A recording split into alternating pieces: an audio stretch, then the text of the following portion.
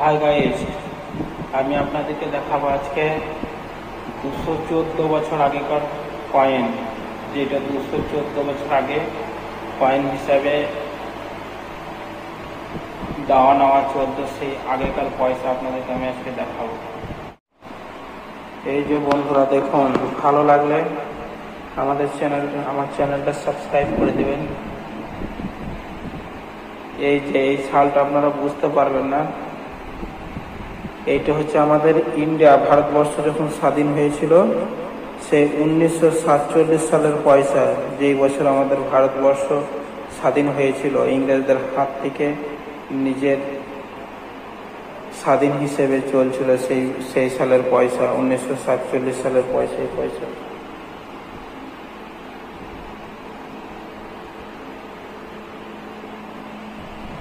এই যে বন্ধুরা 1947 সালের পয়সা, এটা হচ্ছে 1907 সালের পয়সা, 1907 সালের পয়সা।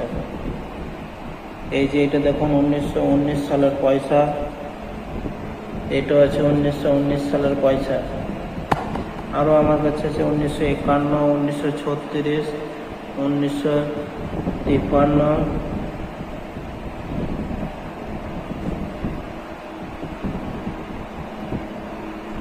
এই যে বন্ধুরা দেখুন, এই 1 টাকাগুলো 1950 সাল থেকে নিয়ে 1960 সাল পর্যন্ত চলতো 1 টাকাগুলো।